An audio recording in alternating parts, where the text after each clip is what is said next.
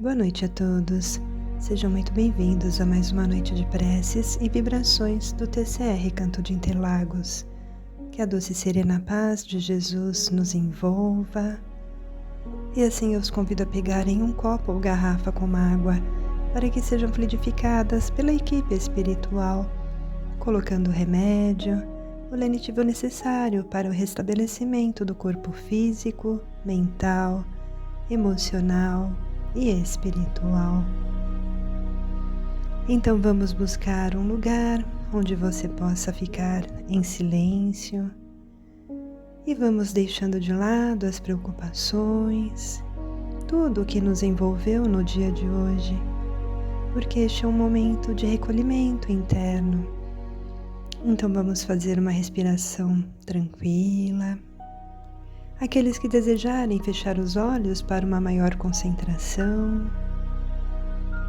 E vamos elevar o nosso pensamento a Jesus, o nosso Mestre, para que juntos possamos sentir paz em nosso coração, para desfrutarmos deste momento quando estamos reunidos nesta corrente de oração.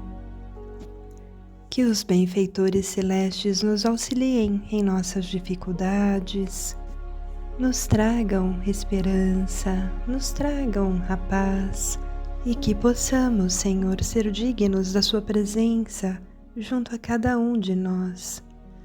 Agradecemos ao nosso Pai Criador pela dádiva da vida, por termos reencarnado neste planeta que nos acolhe, com todas as possibilidades e condições de evolução que são colocadas a cada momento em nosso caminho. Agradecemos-te, Pai, pelas bênçãos que derramas neste momento sobre todos nós e te pedimos, nos fortaleça na fé, na esperança e na confiança. Abra o nosso entendimento para os ensinamentos do nosso Mestre Jesus, para que possamos nos melhorar a cada dia. Permaneça conosco, Senhor, nos inspirando, nos orientando e nos protegendo. Que assim seja, graças a Deus. O Espiritismo nos fala que todos nós renascemos com uma programação espiritual. Temos um plano para viver na Terra. E como nós somos almas profundamente comprometidas com a lei de causa e efeito, as nossas existências não serão um mar de rosas. Nós não renascemos na Terra para vivermos alegrias desde o início até o fim das nossas vidas. A doutrina espírita nos diz que nós trazemos uma programação espiritual. Quando o golpe da vida vem, eu preciso reagir a esse golpe. Ou às vezes não é um golpe, é a minha estrutura emocional, independente da intensidade do golpe externo. Ou seja, eu trago uma estrutura mais frágil. No momento em que o indivíduo vem para a existência física, ele vai se defrontar com naturais decepções, frustrações, dores, tristezas, as circunstâncias naturais da vida. Só que no passado, bem ou mal, o homem tinha um instrumento para atravessar as horas amargas, que se chamava fé. Com todas as questões que se possa criticar sobre as religiões, elas construíram algo muito importante, que foi o forro para o indivíduo suportar os golpes da vida. Atualmente, o que nos sustenta? O que há nos dando suporte na retaguarda para que não venhamos tombar diante das provas? A fé era um instrumento poderosíssimo para atravessar nossas dores. Mas o que aconteceu nos últimos 200 anos?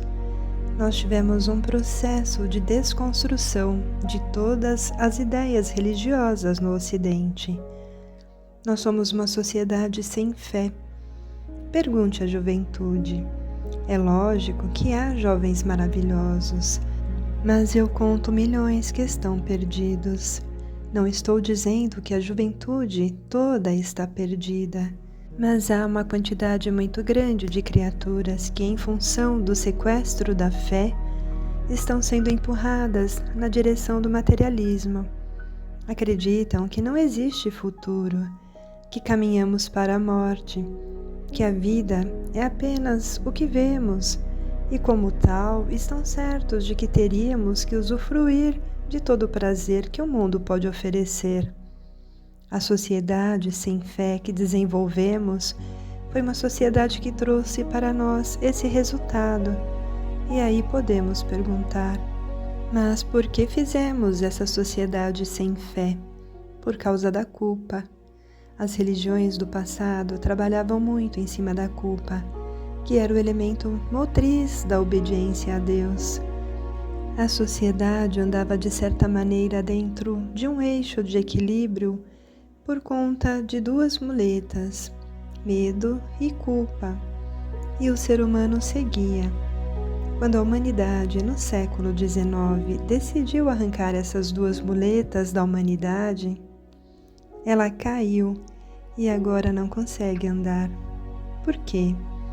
Porque ela só enxerga a fé como um instrumento de repressão. A figura de Deus acabou ficando bastante associada a essa ideia.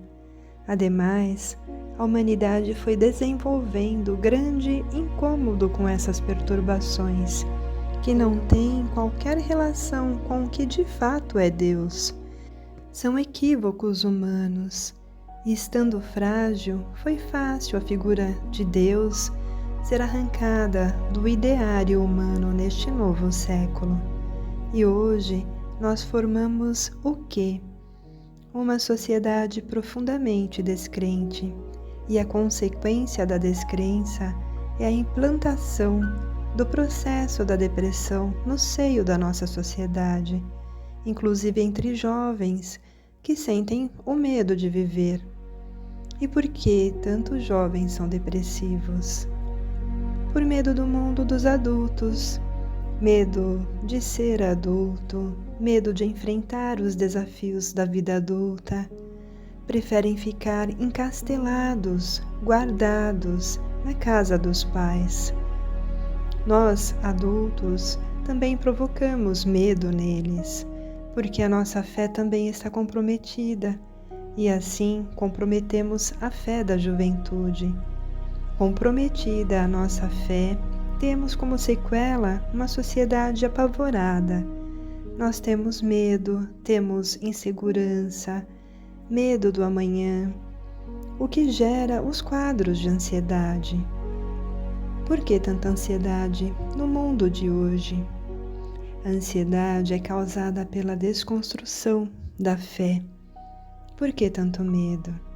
Medo por conta da desconstrução da fé. Por que tanto estresse? Medo, vontade de ter, de acumular, porque não sabemos o dia de amanhã, então temos que trabalhar muito para acumular, porque temos medo, pois não teríamos ninguém cuidando de nós. Assim, se nós pudéssemos fazer uma tríade, diríamos que a religião do passado gerava dois grandes problemas: culpa e medo. Na tentativa de tirar culpa e medo, ao invés de revisarem a fé, mataram a fé. E nós ficamos com uma religião que era extremamente opressora. E essa religião opressora fechava a tríade. Tínhamos culpa, medo e religião opressora. A religião opressora provocava tudo isso, mas gerava uma estabilidade relativa.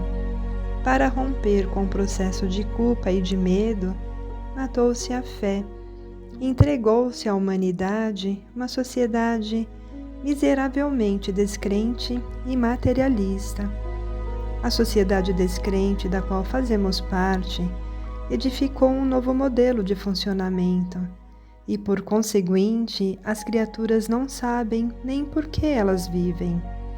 Nós percebemos uma quantidade imensa de indivíduos que experimentam um processo chamado de vazio existencial, que resulta na ideação suicida, angústia, desistência da vida, desinteresse de tudo, exatamente por conta do sequestro da fé. fé e equilíbrio em todas as direções.